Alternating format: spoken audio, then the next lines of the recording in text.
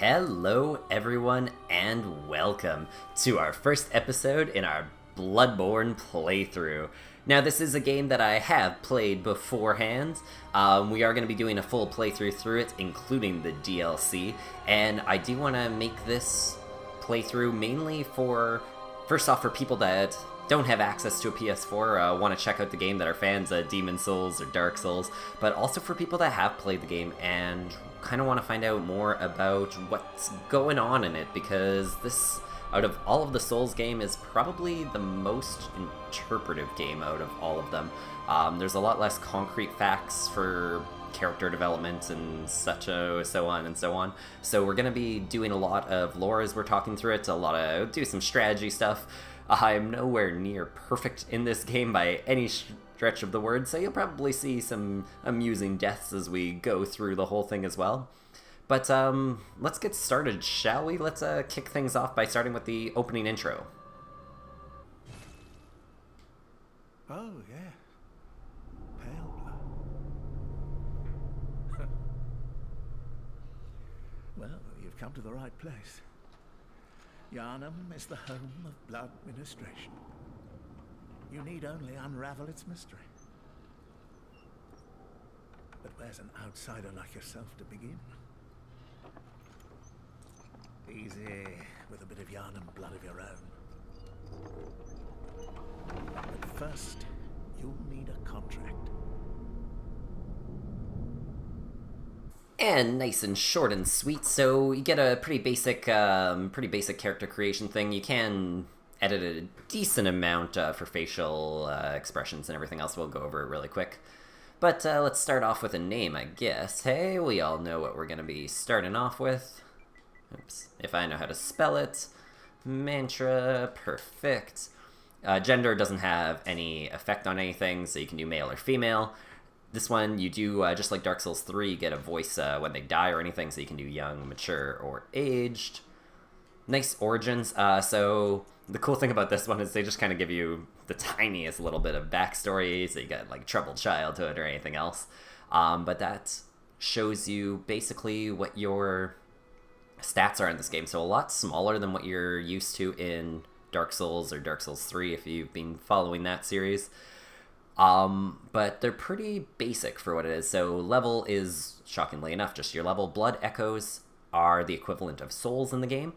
Vitality is your health. Endurance is your stamina. Strength is for strength-based weapons. Skill is for, is the same thing as what was it in Dark Souls 3? I don't remember what it was in Dark Souls 3. That's for your dexterity-based weapons.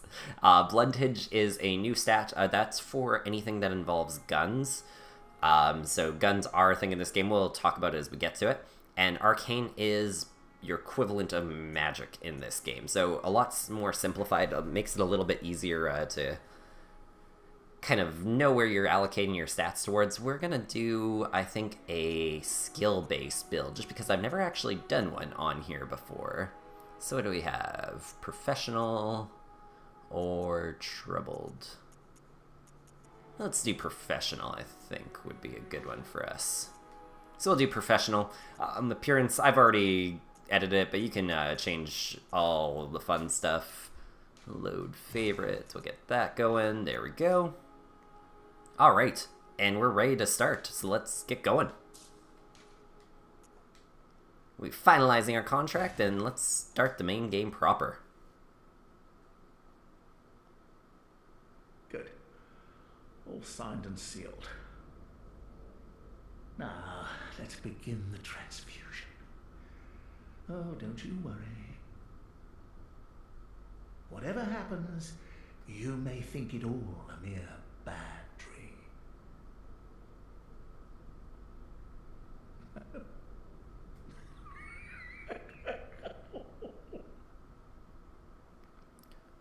One thing you can notice right away in this is that that man is blindfolded.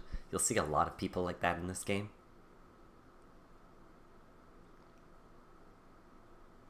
And this is where stuff gets a little bit weirder.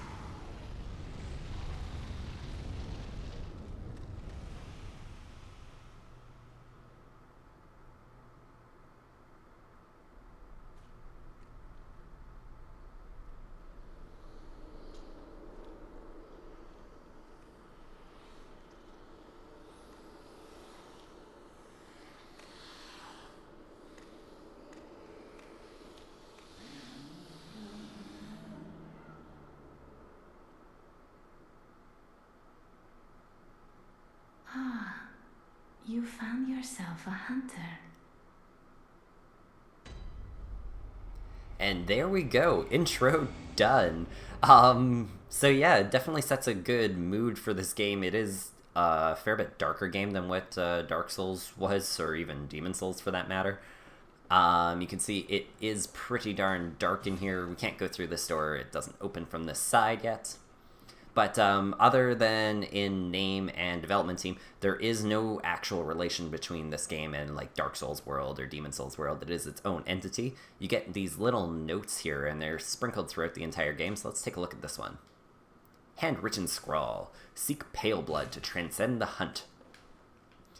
And you can know that right at the start of the game, they talked about pale blood as well, so that's kind of your main goal in this, is to try and seek that pale blood. And we don't really know why exactly, but we may as well read some descriptions just on the items, kind of figure out why we're here to start off with. So let's start with that, and we'll keep on going from there. So, Black Hood. Hood worn upon awakening to the nightmare of blood and beasts. Perhaps its wearer had to stay out of sight and travel by cover of darkness. Without memory, who will ever know? Not typical clothing for Yharnam, perhaps it is of foreign origin. It is said, after all, the traveler came to Yharnam from afar. A faint memory recalls blood administration involving the transfusion of unknown blood. Not typical clothing for Yharnam, perhaps it is of foreign origin. Oh, we already read that one. So that's basically our whole backstory for the character. You can see that we kind of snuck in here to get the blood for some reason. We don't know why, per se. But now we are in the thick of things. Things seem to have taken a little bit of a dark turn after we've taken that blood. You can see our first enemy here. And we don't have any weapons or anything equipped.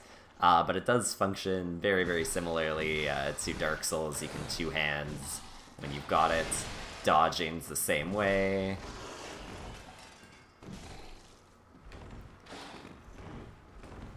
And you can see this guy's wearing some sort of bandages, it seems, so that's a little odd, you could say. Uh-oh.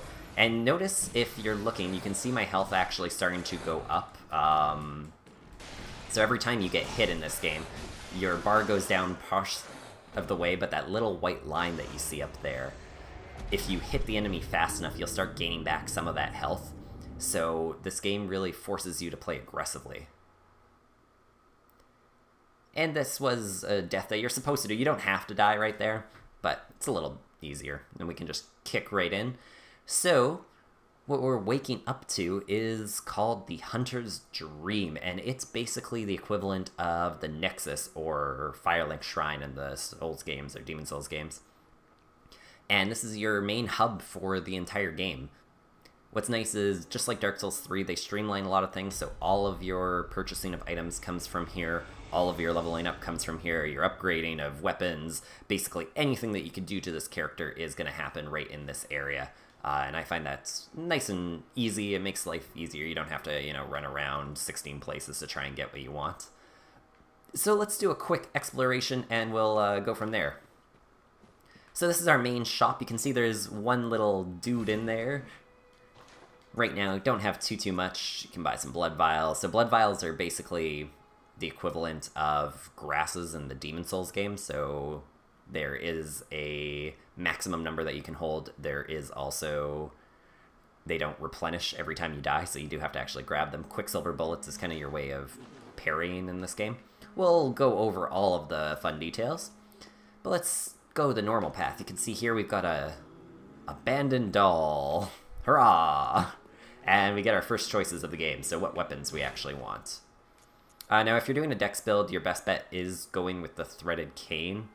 However, we're going to go with the saw cleaver, because I actually just like it a lot more as a weapon. So, saw cleaver it is. And the second ones that we get are our Hunter's Pistol or our Hunter Blunderbuss. Basically, pistol's a little bit faster, does a tiny bit more damage. Blunderbuss is going to give you a lot wider range, though, so if you're not locked on, you still have a pretty good shot of hitting people with it. I like the pistol, personally. And last but not least, you get a notebook, and that's the equivalent of the white soapstone. so you can actually write messages for people. So let's equip these. We've got our saw cleaver on, we've got our hunter's pistol on, and you can see the first cool thing about this is it takes, if you haven't played Bloodborne, it takes a very similar approach to Dark Souls 3, where every single thing, so you've got your main weapon, that's your R1, you got a charge.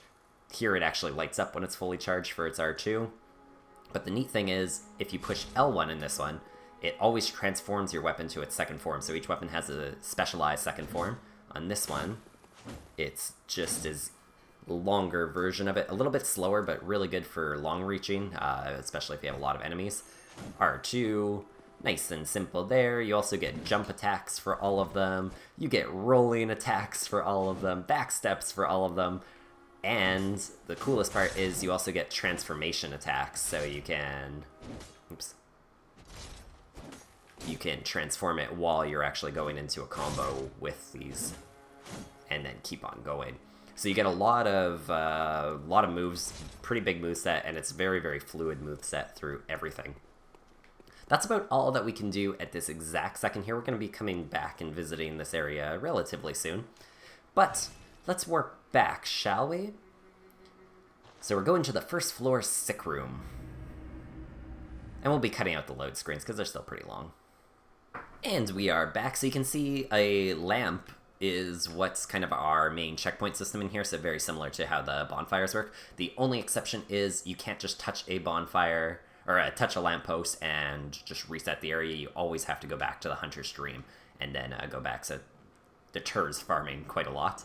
But we're gonna go to some place that a lot of people actually never catch, and it's right here. So before, this is actually the room that we woke up in right here, but now... Out on the hunt? Then I'm very sorry, but I cannot open this door. I am Yosefka. The patients here in my clinic must not be exposed to infection. I know that you hunt for us, for our town, but I'm sorry. Please. This is all that I can do.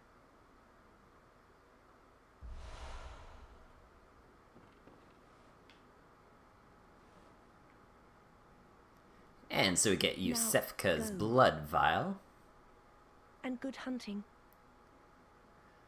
Trying to get you a better picture of her face. So these do all have character models, but you have to do some very interesting stuff with the camera to be able to get it. I don't think we're going to get the exact one, but at least you saw her ear. I'm still in need of something.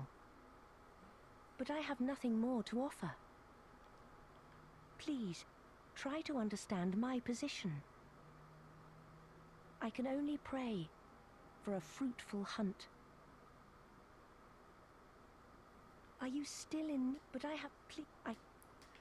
Alright, and so that is Yosefka. Let's take a look at what she gave us. So, Yosefka's blood vial invigorates the senses, restoring a large amount of HP.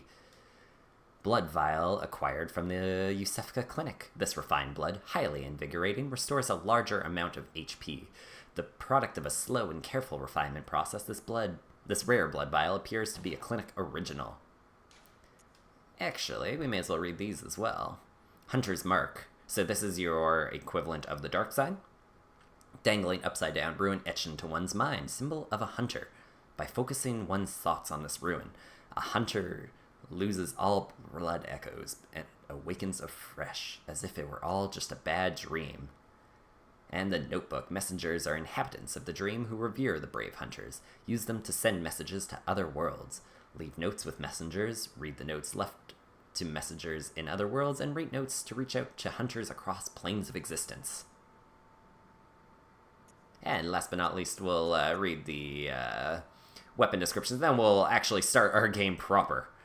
One of the trick weapons of the workshop, commonly used in the hunting business. This saw, effective at drawing the blood of beasts, transforms into a long cleaver that makes use of a centrifugal force. The saw, with its set of bloodletting teeth, has become a symbol of the hunt, and only grows in effectiveness the more grotesquely transformed the beast. And pistol made at the workshop for hunters stalking beasts. Hunter firearms are specifically crafted to employ quicksilver bullets fused with the wielder's own blood, boosting damage against beasts. This pistol is a quicker draw than the blunderbuss, allowing for speedier responses to attacks. So, lots of information overload right from the start, but basically, end point of this is the Hunter's Dream was mainly concocted to kill the beasts, and they have been springing up. We don't know why, but that is our task. So you can see that we have old glowy eyes, and oh my god, that is how we're gonna start things, aren't we? Well, and that's how you die in Bloodborne. Very, very important to learn early on.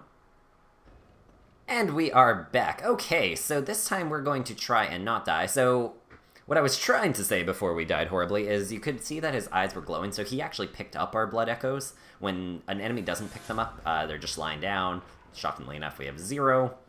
So good for us. So let's try and do some damage to this guy now that he's done. And that's what we should have done the first time. And if we had killed him while he was glowing, he would have also given us all of our blood echoes back. We got some blood vials, though. So that's one of the biggest changes from the Souls games to Bloodborne is enemies don't drop weapon sets or armor sets or anything else that way. They only drop consumable items, save for very, very few exceptions. And so basically, again, this is the game just encouraging you to continuously fight enemies. This game doesn't want you just running past everything, because then you're just going to slowly lose your blood vials, and you're going to have to collect them or buy them, and they're pretty costly. And same thing with your bullets. So, now that we kind of got the lay of the land, we got our... This is what constitutes as Bloodborne's tutorial. That's it, that's all, and now we are into the game proper. They love their gates. Like, how much does that gate weigh to go like that? And Central Yharnam. This is going to be our first area. So some really cool stuff. We can see, you can't actually see the sun, but it's like evening-ish out. Got some nice stuff going down here. Everything that you can see, just like Dark Souls 3, it's very similar. Almost everything you can see, eventually you will get to or get around those areas. So, for example, that church down there, keep it in the back of your head, because eventually maybe you'll see more of it. I think there's one more thing. Nope. Alright. So let's start our Yharnam tour. We're a young traveler, we got some blood in us. Apparently we love the genocide of the Yharnam people because they don't like us very much, so we'll take some more blood vials, why not? Look at these guys, like, come on, napping when there's beasts to kill? What type of hunters are you? Horrible, horrible people. And we got some Molotov cocktails, so those are going to be a very, very important tool for us. Beasts, you can see kind of from that opening video, they're already giving you a clue that beasts probably don't like fire. So Molotovs are your best friend. You can quick run up and down the ladder as you're going, which is nice. And you can hear a beautiful, beautiful sound coming from somewhere over there. Good way to start the day. And we get our first lamppost. Yay! So one other very important thing in this game is NPCs work a little bit differently as well. You still can find some NPCs kicking around, but for the most part they're hiding behind windows or doors with these lights.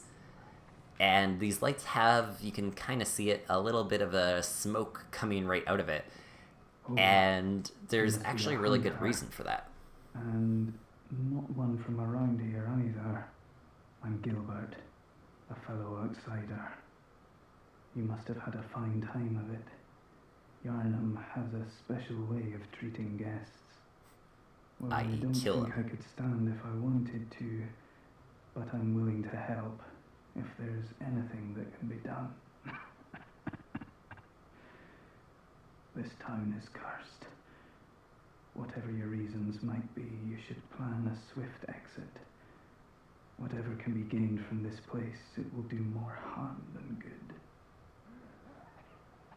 Pale blood, you say? Never heard of it. But if it's blood you're interested in, you should try the Healing Church. The church controls all knowledge on blood ministration and all varieties of blood. Across the valley to the east of Yarnham lies the town of the Healing Church, known as the Cathedral Ward.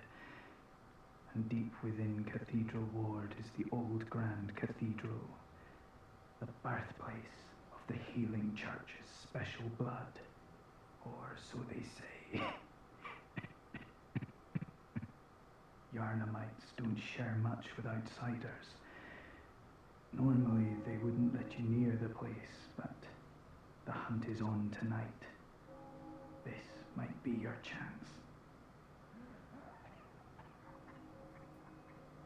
So already a huge amount of stuff kind of pointing in our direction. This is actually probably one of the clearest things that any of the Soul series has done. They're basically telling you, you want to get over there.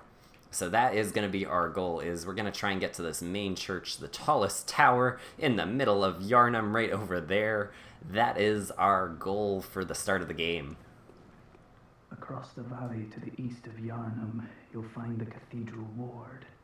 Deep within lies the old main cathedral, said to be the source of blood. I haven't heard of pale blood, but that's your best bet if it's anything to do with unique types of blood. And you can see that, so this guy is basically actually, like, one of the few nice people you're going to find in the entire game. But you can see, like I was saying, with the lights, there's a little bit of smoke coming off it, and that's actually incense to ward off the beast. So any area that you see that has a light like this with some smoke rising up, typically there's going to be a person there to talk to. So we're going to kick back to the Hunter's Dream and see what happens now.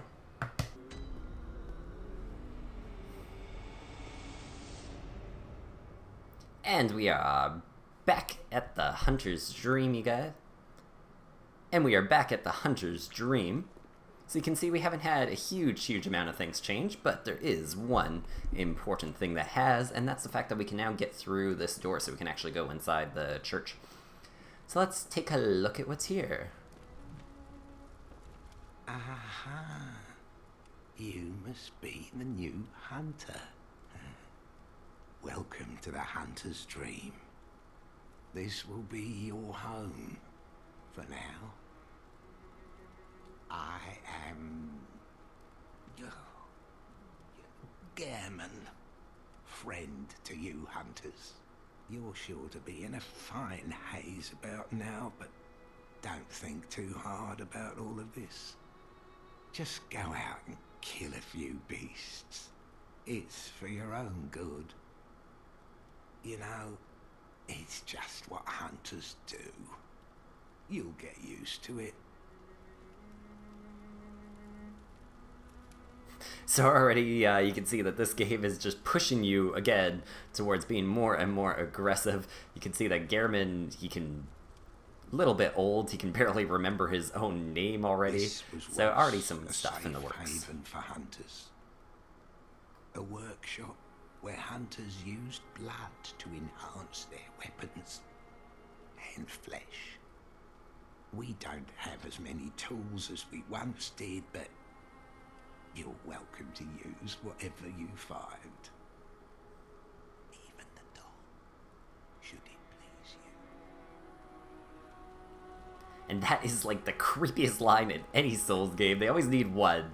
Always need one, and that is the creepy line in this. So he's talking about the doll, yet we can't really do anything with it yet. Just an abandoned doll, can't really do anything, so that's unfortunate. But so this is, like I was saying, your main area for upgrades, so you can actually do all your upgrades for weapons right here. There's a memory altar, which we can't use yet, but eventually maybe we will be able to. And you get some just general stuff. You get your item box, so this is your main bottomless box, like in Dark Souls 3. And last but not least, we get a note, so let's take a look at it. To escape this dreadful hunter's dream, halt the source of the spreading scourge of beasts, lest this night carry on forever. Well, that's not good. That's probably not something that we really want, to be honest with you, so that's a little sad. But fair enough. Last but not least, we got one other shop. I can't use it right now, but buy with insight. This path appears to be linked to the nightmare, but there are no messengers. So insight is another stat that's in this game. And at the moment, we know nothing about it, but right now, you can see right on the top right-hand corner of the screen that little eyeball. That is our insight meter. So right now, we're at 0. Actually, last thing we should do, just to get all the intro stuff out of the way so we can actually start playing the game, is let's read the description on these two things, because blood vials and quicksilver bullets are very important to this game. So blood vial, special blood used in ministration, restores HP. Once a patient has had their blood ministered, a unique but common treatment in Yharnam, successive infusions are called first and are all the more invigorating for it. No surprise that most Yharnamites are heavy users of blood. And quicksilver bullets, special bullets used with hunter firearms. Ordinary bullets have no effect on beasts, and so quicksilver bullets, fused with the wielder's own blood, must be employed. The strength of quicksilver bullets depends greatly upon the wielder's blood tinge. And we actually get some lore on the Molotov cocktails that we picked up as well. So explodes in raging flames when thrown against an object, one of the oldest hunter tools available in the workshop. Since the tragedy that struck Old Yharnam, fire has become a staple in beast hunts and is thought to cleanse impurity. Certain types of beasts have an abnormal fear of flame. And last but not least, pebble. Small pebbles found throughout Yharnam can be thrown at foes. Quite thrilling. Interesting with that eyeball. It's interesting that that pebble looks familiar to something else. A little weird for a pebble. So you can see blood is clearly a super, super important thing here. We're going to work to Central Yharnam and we'll keep talking about this.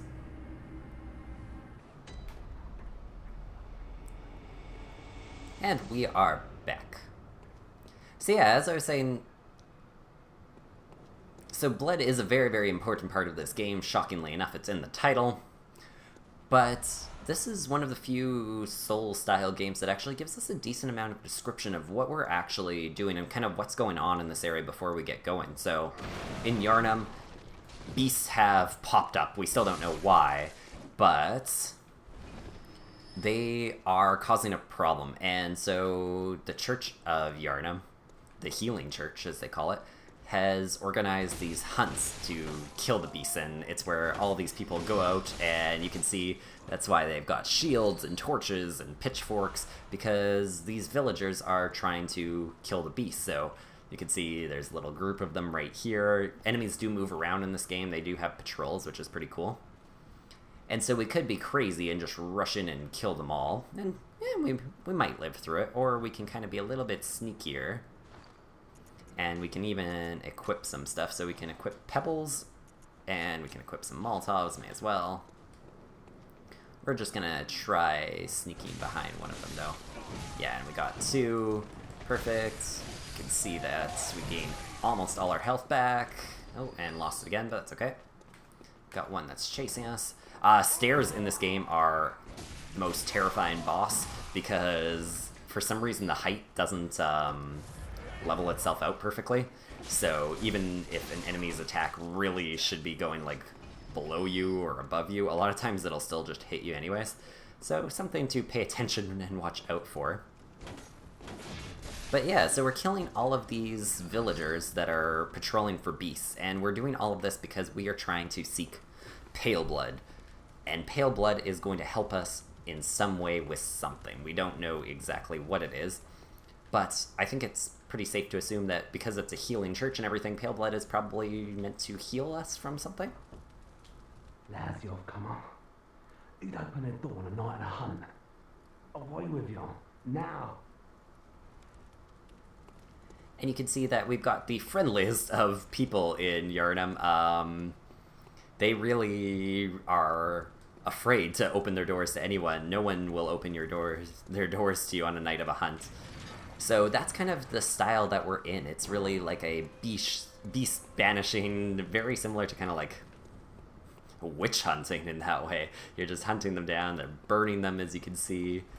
Got this guy who's just angry at his life. And they are screaming at you. You'll notice that if they're, when they're screaming at you, they're actually calling you a beast, which is odd because they look a little bit more beasty than we do. You can kind of see from their faces.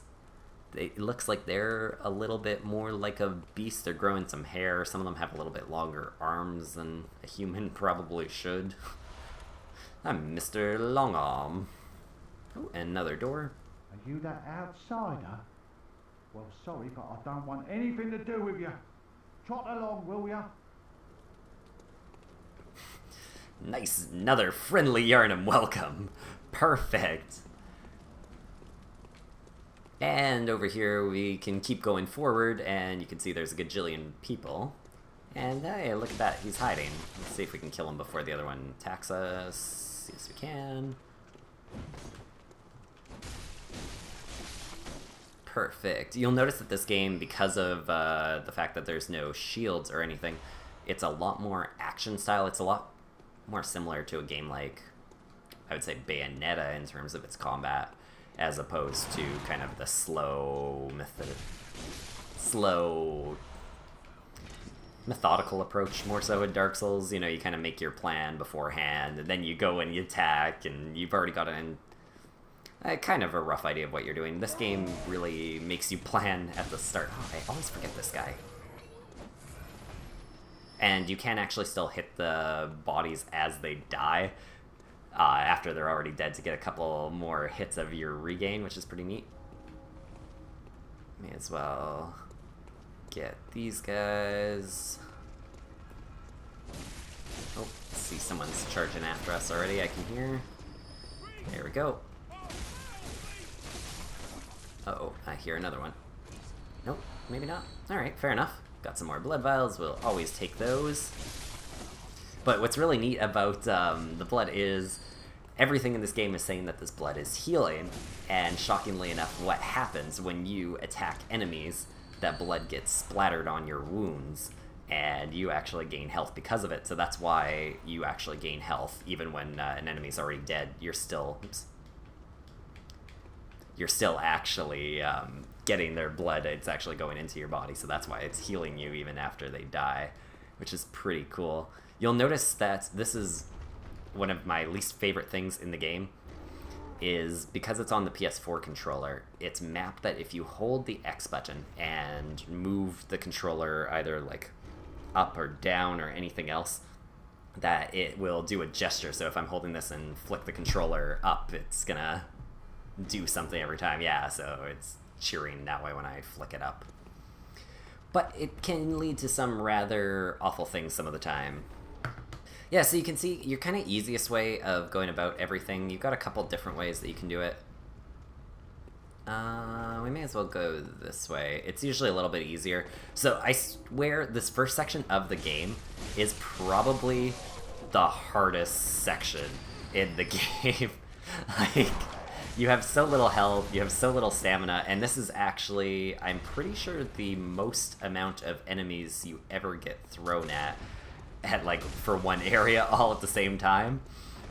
So it's definitely a good welcome to Bloodborne. It really forces you to play this game a fair bit differently, though, because if you play it too cautiously, you'll almost always end up getting overrun and dying. So the trick is to just always be in motion here and just kind of picking people off. You can go to the top and get that frickin' awful gun guy down, but he's not too bad. As long as he only hits you once, just don't let him hit you more than once, and then you're fine. That is the trick, and you can see we gain all of our health back up again. But this is kind of your introduction. Aww. Come on. Yeah, and see, this is... Aww. That's sad. Alright, fair enough. Awful person. Awful. And now you are dead. That's what you get for shooting people in the face from a carriage. Like, come on. Do you have nothing better to do with your life than just stand on top of a carriage waiting for people to come about and shoot them? Like, granted, it was probably all your friends and family, you know, at the bonfire, but still, come on, people. Oh boy. But you can see they like their burning, so not only is just a nice little burning thing, there's actually a giant beast right on top of it who looks like he's being crucified along with everything else as well, so it looks like he might have may have been alive as they were burning him. It looks like he ripped down part of the thing. So yikes. Welcome to Yarnum. Hope you're enjoying your stay. Oh boy, what are we gonna do with these guys? Yeah, so we may as well keep on going forward. This video will probably be a little bit longer than what we're usually going to do for them. I'll probably try and keep these around our same length we usually do our Let's Plays, that 30 to 40 minute mark.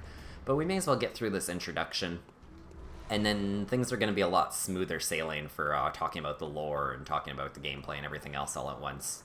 Because we're less bombarded for the rest of the game with a gajillion items, or a gajillion pieces of dialogue. Let's talk to these guys. I'm sure they're friendly, right? You're from round here. Well, stuck outside on a night of the hunt. Oh, you poor, poor thing.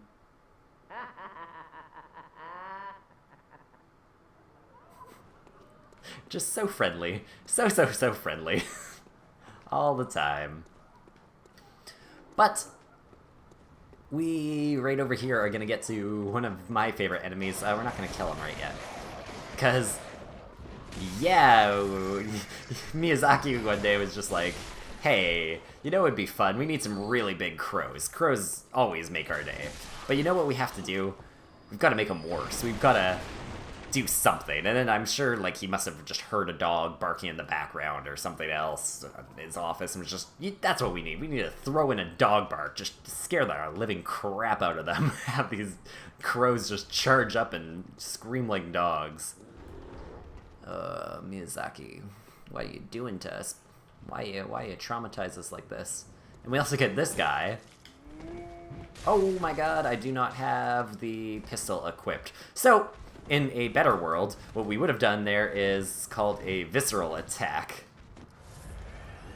However, it doesn't work as well if you don't have your gun equipped.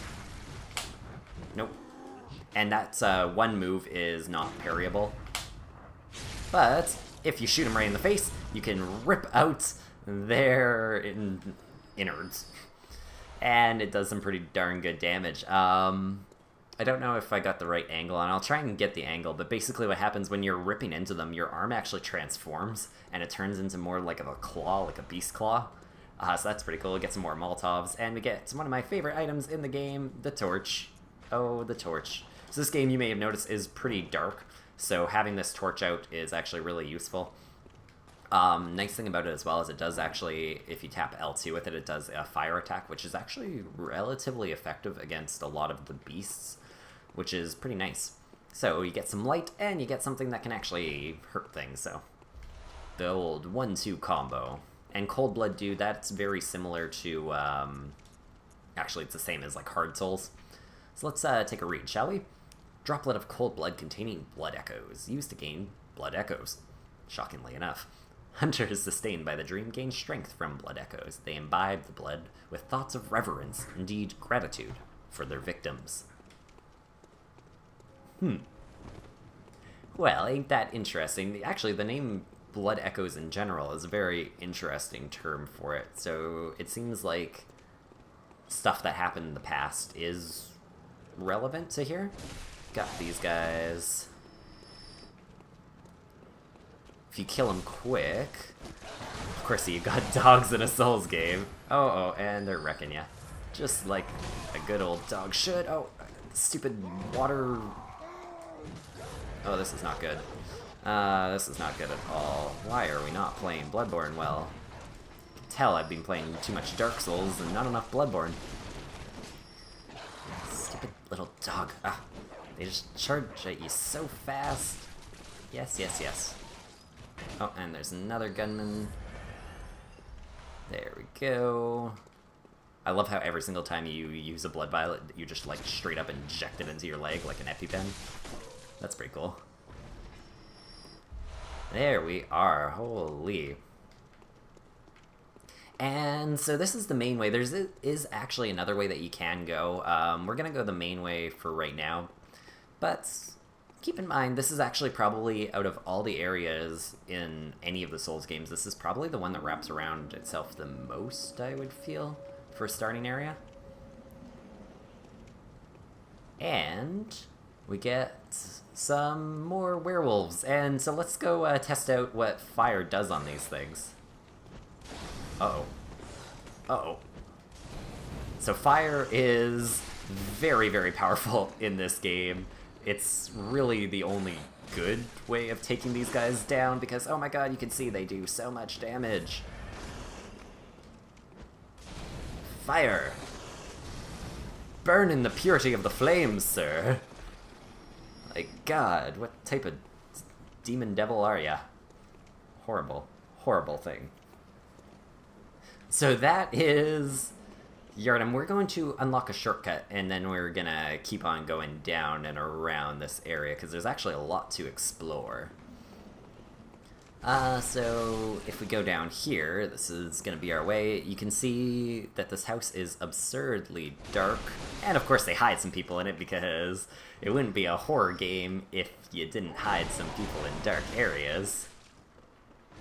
This game has a lot more horror vibe than what you're gonna find in Dark Souls, so like this is how black it is when you don't have the torch.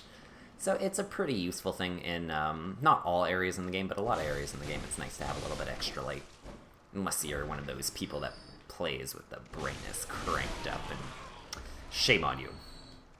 No judgment, but shame on you. Horrible, horrible person for doing it. We even get to like, look at this guy. He's in a wheelchair. He has a frickin' like pistol that's gonna just like shoot your face right off. Like, what? Who makes an enemy like this? Fantastic. But let's inspect the note. When the hunt began, the healing church left us, blocking the great bridge to Cathedral Ward as old Yharnam burned to the ground that moonlit night. So another reference to old Yharnam. So the old Yharnam was burnt to the ground. Molotovs was talking about them. So every reference to fire, you see a lot of it in old Yharnam. And eventually, maybe we'll see a little bit more. Never know. Never know. Anyone that has a gun will almost always give you quicksilver bullets whenever you attack them. So if you ever see someone shooting a gun at you and you need some quicksilver bullets, it's always a good idea to go through. And we can open the door, and that is our first shortcut of the game. I could go back to the Hunter's Dream right now, but it really wouldn't do us all too much good because there is no way of leveling up yet for us. We'll see how to level up eventually, but at the moment, we don't actually have a way of doing it, which is a little sad, and as you can see, the door doesn't open from this side. Actually. But what are you gonna do about it, right? What are you gonna do? We're gonna go this way first and pick up something pretty darn useful. Actually, let's read those Bloodstone Shards, though, shall we? Bloodstone Shards, so this is your Titanite Shards in Dark Souls. A solid shard that forms in cold blood. After death, a substance in the blood hardens, and that which does not crystallize is called a bloodstone. At the workshop, these bloodstones are embedded in weapons to fortify them. Another blood reference. It's like this game has something to do with blood or something. I can't quite put my finger on it, but I feel like it might be a theme or something. And we get lots of junk. They seem to like hiding a lot of paths in junk in this game, more so than some of the other games. But we can get all the way down here if we're smart. Where's the other ladder? Yeah, we don't even need a ladder. Let's just hop. We'll hop our way along. And your fall distance is actually a lot better in this game than what it is in Dark Souls as well. So you take very little damage from falls, and a lot of falls that would probably kill you in Dark Souls don't really do too much to you. So it's kind of nice. Kind of nice. Not even nice, it's just nice, you see. Anyone watching this in Nice, hey, shout out to you. Nice place. I've been there once. It's fantastic. But these guys are a little bit more fun, because these guys with the spears can do some heavy... Oh, you're not going to die either. Damn. Don't want to push them down there, because then they just group up around you, and you get the... There's some rats down there as well. and it makes life a little bit harder. But oh well. There we go. Give me something. Blood vial, we'll take it. Why not? Is there any other guys? Nope. So we're gonna fall down here. Is there an item? I feel like there's an item on one of the beams. Nope, that's another area. Alright. Fair enough. We're gonna try and be fancy, and if we do it right, maybe we'll get a... yeah. There we go. Let's kill some rats. Some good old rat killing. Because it wouldn't be a Souls game. Every Souls game requires two things. It requires rats and it requires dogs. If you have those two things, you have basically appeased Miyazaki's standards. Like, I swear, probably everything he's gonna do is gonna have a dog and rats in it. Like, he can make like a PG game and it's gonna have horrible rats and and we're sitting again. There we go. I always need a nice rest after some good old rat killing. Very important. Brings your mind back at ease, gets you some clarification.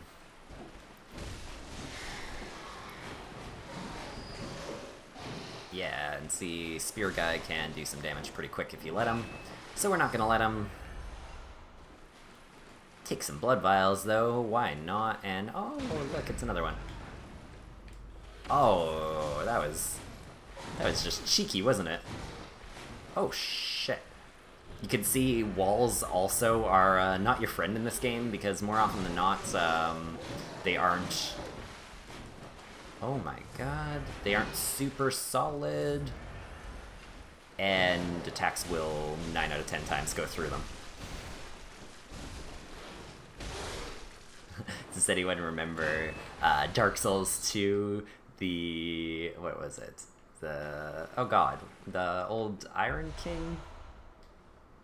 Whatever the monster is that's in the fire bath, and he just shoots that laser right through the wall, and it usually hits you, and then you fall in lava and insta-die. Such fun times.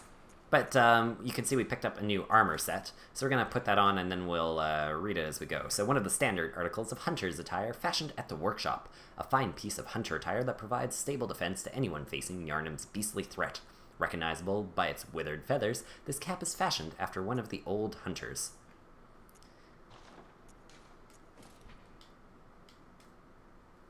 And it's accompanied by, this one's accompanied by a short cape to wipe away blood. And more often than not, allows one to stalk one beast and unannounced by cover on night. More often than not, most articles have the same description for the whole set. Yeah, like that one. And that one. But this is a lot better set, so if you are playing the game for the first time, I highly, highly, highly, highly, highly recommend grabbing this set. After this one, though, majority of the armors that you get are just...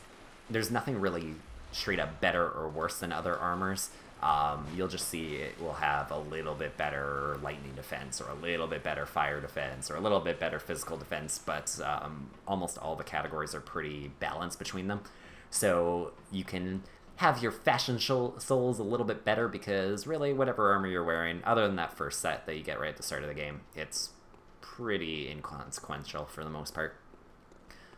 Which also goes with the fact that there is no actual weight statistic in this game. It does actually exist. People have found out afterwards that there are things that are slightly heavier or slightly lighter than others, and it does affect your stamina a tiny, tiny bit.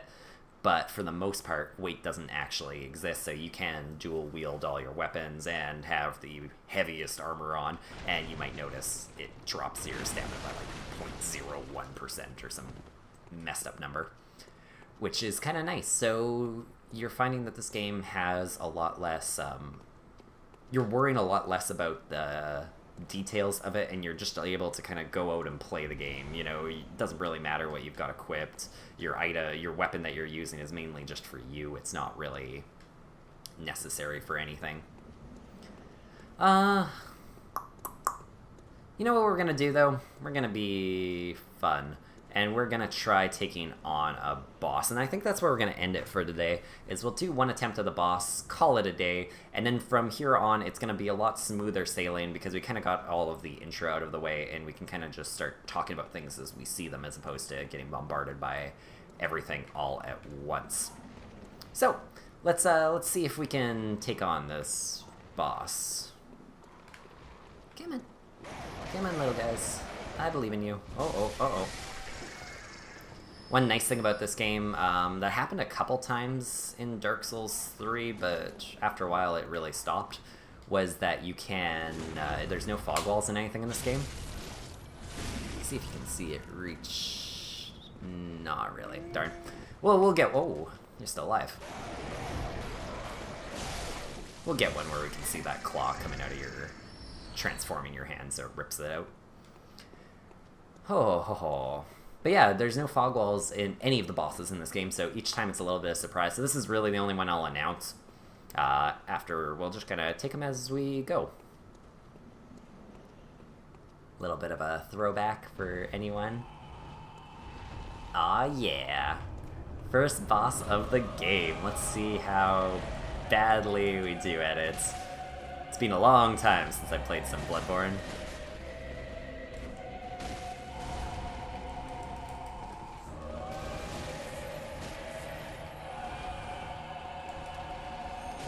Love the music on this boss. All of the bosses, actually, for the most part, have really, really good music in this one. And so you can see there, what we've done is we've actually staggered the limbs. So this is something that they never explicitly tell you, this mechanic in the game, which is, rather unfortunate. But almost all of the beast-like bosses, you can stagger their limbs, and it makes them a little bit slower, and it also makes it so that when you're attacking it, it does a lot more damage on it.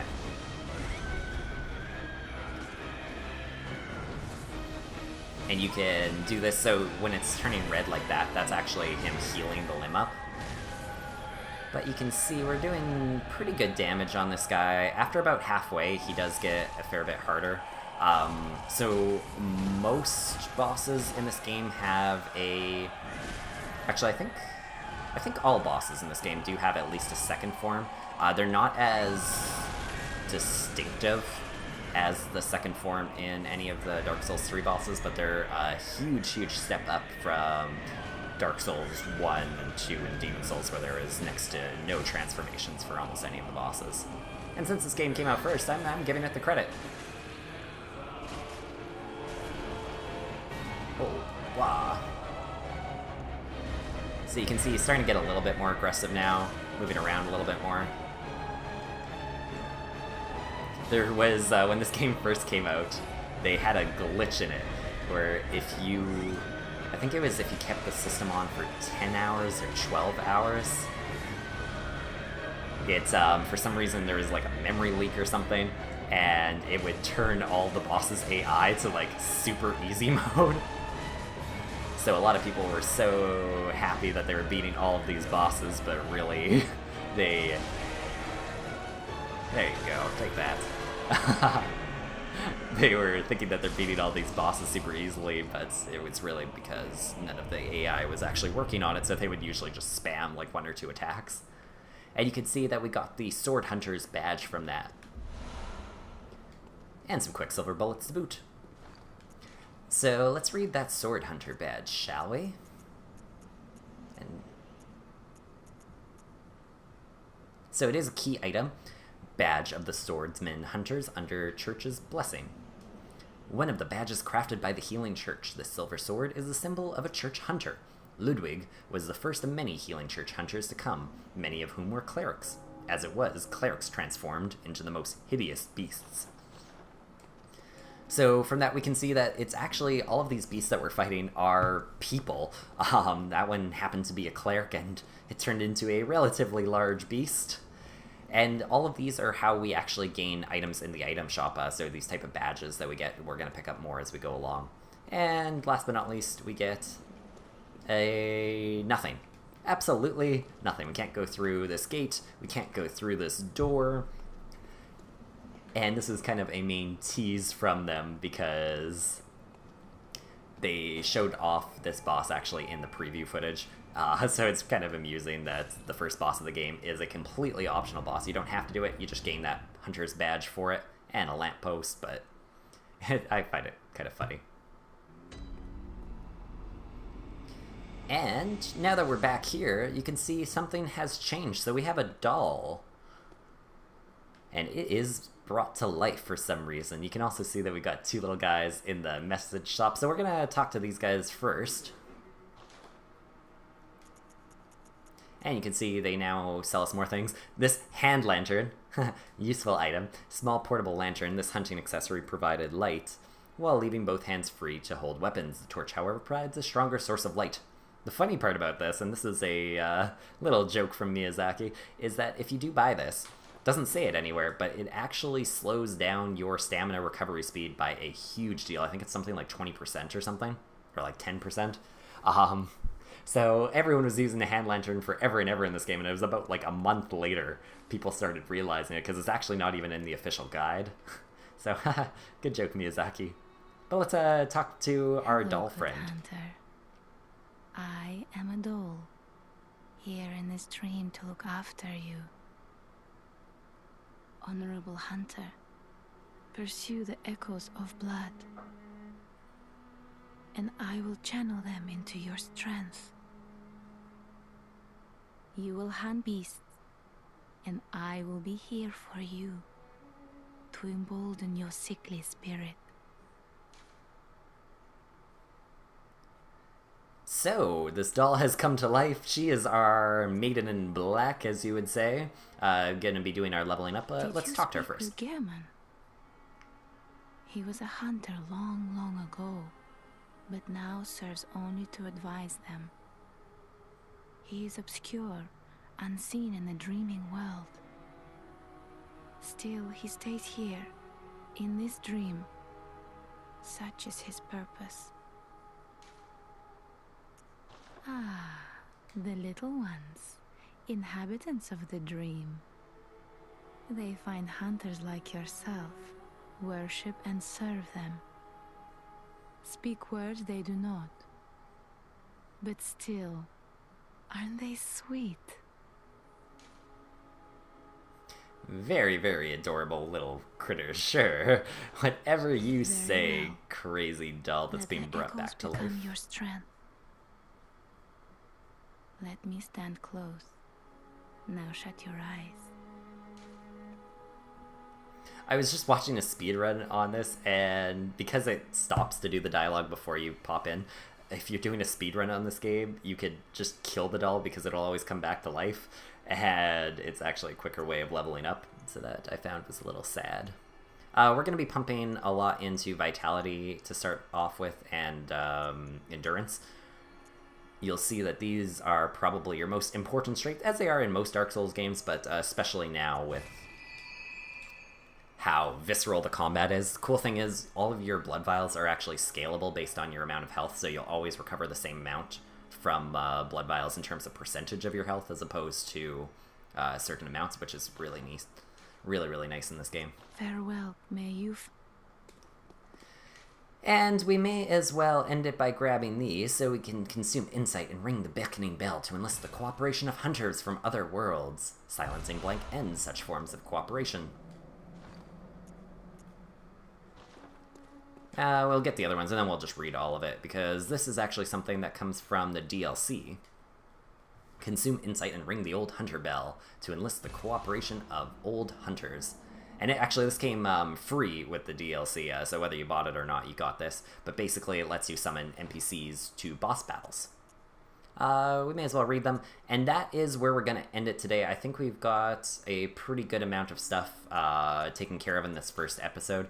And from now on, it should flow a little bit more smoothly as we're going along. We still will upgrade our weapon in the next episode, so I'll show you all that. But now we're kind of in for a little bit more lore ride, a little bit more smooth sailing, as you could say.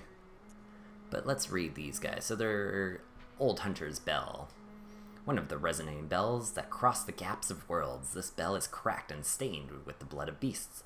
A human must expend insight to ring this uncanny bell. The old hunters, who have long passed from the dream but cannot forget the feeling of the hunt, rely upon messengers to relay in their thoughts. Ring the bell at their side, and they are certain to give a listen, for the night of the hunt is long and unchanging.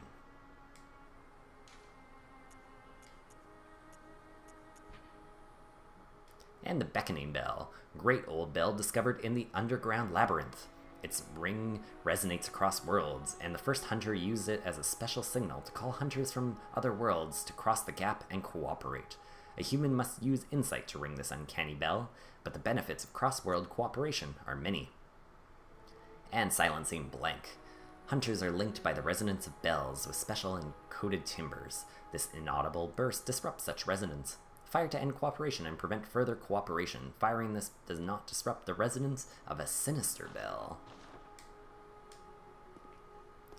So there we have it, you guys. Some good stuff to get on with. Bells, you're going to start noticing kind of deal with the cooperation side of things, the interdimensionalness of the world, so to speak. But I hope you guys enjoyed this episode. Next time, we're going to be continuing on along Yharnam, going through a lot of different paths that we didn't really get to. I just wanted to kind of do a nice streamlined thing for the first one, get through that first boss right away so we could talk about some nice stuff. But if you guys enjoyed the episode, please smash that like button. It's a huge, huge help, especially for the first episode in a series. It would be very, very much appreciated. Or subscribe if you want to see more. And I'm going to see you guys next time in another episode of Bloodborne. Don't know how long I've been waiting to say that. Oh, have a great one, you guys.